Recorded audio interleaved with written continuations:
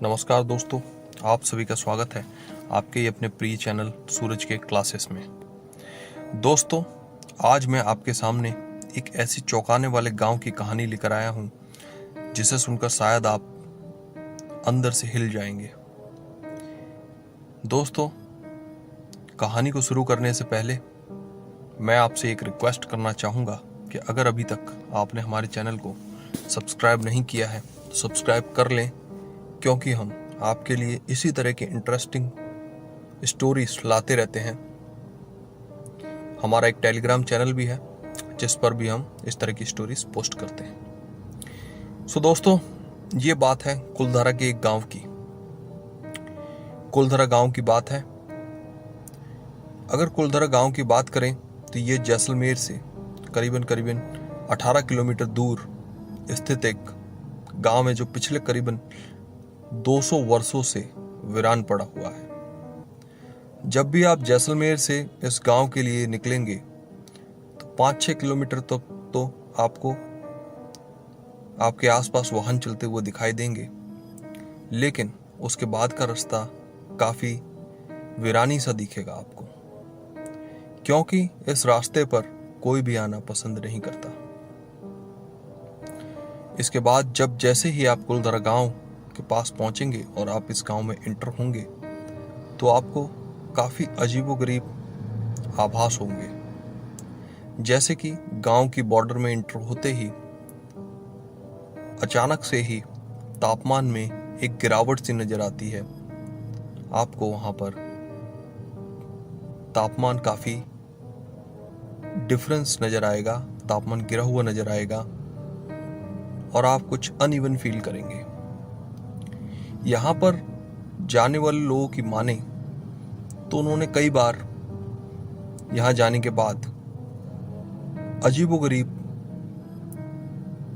Experience किए हुए हैं। जैसे कभी विजिट करते हुए किसी के कंधे पर किसी ने हाथ रख दिया, या फिर जैसे कोई कार लेकर गया हुआ है तो वापस आते समय कार के शीशों पर किसी बच्चों के निशान, बच्चों के हाथों के निशान। तो कुछ इसी तरह के अनुभव यहाँ गांव का विजिट करने वाले लोगों को होते हैं। बहरहाल, चलिए आइए कहानी की तरफ बढ़ते हैं। तो कुलधारा गांव बेसिकली पालीवाल ब्राह्मणों का गांव हुआ करता था। ये पालीवाल ब्राह्मणों ने ईस्वी सन 1291 में बसाया था। पालीवाल ब्राह्मण बुद्धि के धनी, काफी तेजस्वी और मेहनती हुआ करते थे।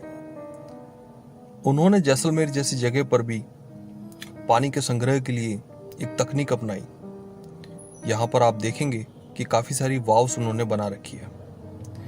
उनका मुख्य पेशा खेती और पशुपालन हुआ करता था। अब आप ये सोचेंगे कि इतने समृद्ध जनजाति होने के बावजूद इस गांव को अचानक से खाली क्यों कर दिया गया।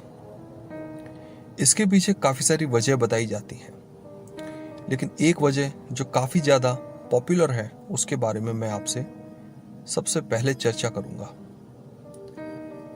इस गांव का एक दीवान हुआ करता था जिसका नाम था सालम सिंह। सालम सिंह एक बहुत ही क्रूर दीवान था। कहा यह जाता है कि इसकी क्रूरता की वजह उसका बचपन है। उसने बचपन में ही अपनी आंखों के सामने अपने पिता को मरते हुए देखा, जिस वजह से उसकी मेंटालिटी काफी क्रूअल हो गई।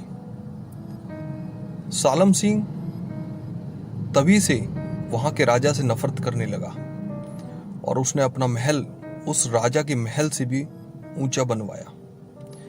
ये बात वहां के राजा को पसंद नहीं आई।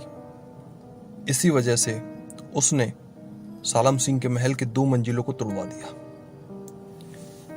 कहा यह जाता है कि एक दिन सालम सिंह यूं ही कुलधारा गांव का दौरा करते हुए उसकी बुरी नजर वहां के एक पुजारी की लड़की पर पड़ती है। सालम सिंह उस दिन के बाद से ही उस लड़की को पाने के काफी सारे प्रयास करता है। वो गांव वालों को हर तरह का लोभ देकर उस लड़की को हथियाने की कोशिश करता है।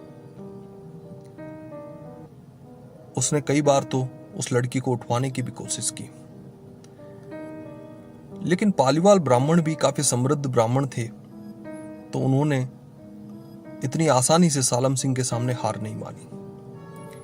आखिरकार सारे रास्ते बंद देख सालम सिंह ने गांव वालों को एक खत लिखा। उसमें वो ये लिखता है कि अगली पूर्णमासी की रात्रि तक उसके महल पर अगर वो लड़की ना पहुंचाई गई तो अगले दिन का सूरज वो गांव वाले नहीं देख पाएंगे। ये बात बस हुई थी कि सारे गांव वाले एकजुट हुए। उन्होंने एक मीटिंग बुलाई और फैसला करने की तरफ बढ़े। अब इन गांव वालों के सामने दो ही विकल्प थे, या तो उस लड़की को सालम सिंह जो क्रूर है उसे सौंप दे, या फिर सालम सिंह से लड़ाई करें। जैसा कि सालम सिंह की सेना काफी विशाल थी, तो वहां के गांव वाले उसे लड़कर तो नहीं जीत सकते थे। फैसला यूं किया जाता है कि गांव वाले सालम सिंह के डर से अपनी इज्जत का सौदा नहीं करेंगे। और यहां पर ही इस कहानी का एक बहुत ही सुंदर मोड़ भी है। बस यही फर्क होता है दोस्तों, तब के लोगों में और आज के लोगों में। आज की इस मतलबी दुनिया में कोई अपने बगल वाले से भी इतना मतलब नहीं रखता है, और तब एक लड़की की इज्जत के लिए सारे गांव वाले इकट्ठा हो गए। उन्होंने ये निश्चय किया कि हम रातों रात इस गांव को खाली कर देंगे, और हुआ भी यूं ही। वे सभी लोग उसी रात्रि उस गांव से निकल गए। कहा यूं गया कि सभी लोग अपना सबसे जरूरी सामान अपने साथ लेकर चलेंगे और बाकी सब वहीं छोड़ देंगे। जाते जाते उन्होंने इस गांव को एक श्राप भी दिया कि आने वाले वक्त में इस गांव में कोई भी बस नहीं पाएगा। और वो दिन था और आज का दिन है कि वो गांव पूरी तरह से वीरान पड़ा हुआ है। दूसरे दिन सालम सिंह उस गांव में आता है, लेकिन उसे कुछ भी हासिल नहीं होता। उसकी सेना उसी गांव में रहने के प्रयास करती है, लेकिन वो वहां नहीं रह पाती। उनके साथ कुछ ना कुछ बुरा घटित होता है। जैसा कि पालीवाल ब्राह्मण काफी समृद्ध थे, ये बात सालम सिंह जानता था। इसी वजह से उसने उस गांव में खुदाई करवाई, और उस कहा यह भी जाता है कि उसे काफी सारा खजाना और सोना प्राप्त हुआ। दोस्तों, ये तो पहली वजह थी जो मैंने आपको बताई, जो सबसे ज्यादा पॉपुलर है इस गांव को अबैंडन के करने के पीछे। अब मैं बढ़ता हूं दूसरी वजह पर, जो मैंने विकिपीडिया पर रिसर्च करके हासिल की है इस गांव को अबैंडन होने की। विकिपीडिया के सोर्स से पता लग रहा है कि इस गांव में पानी की जो सप्लाई है वो काफी ज्यादा कम हो गई थी। कुएं सूख रहे थे, वाउस में पानी नहीं थे। इस वजह से इस गांव की जो पॉपुलेशन है वो ग्रेजुअली डिक्लाइन हुई, कम हो गई, और धीरे धीरे करके यहाँ के लोग इस गांव को खाली करके चले गए। कहा यूं भी जाता है कि इस गांव में एक चुड़ैल का वास था, और वो एक एक करके सारे गांव वालों को मार रही थी। हमारे बॉलीवुड में एक मूवी भी इस गांव पर बनी हुई है जिसका नाम है कालू। इस मूवी में इस गांव का पूरा सीन बताया गया है।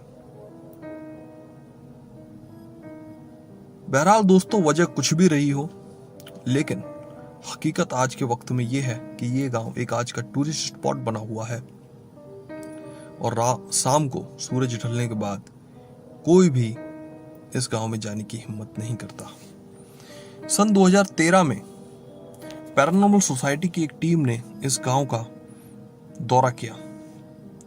उन्होंने अपनी रिपोर्ट में भी यह बात एक्सेप्ट की है कि यहां पर नेगेटिव एनर्जी की प्रेजेंस है।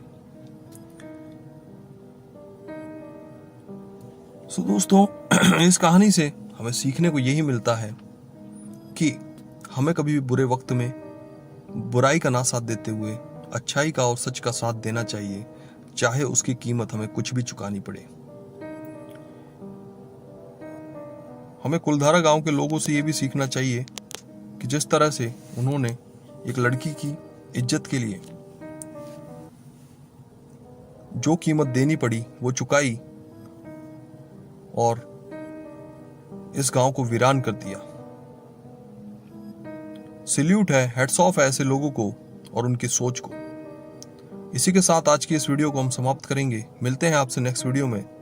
तब तक के लिए जय हिंद, वंदे मातरम।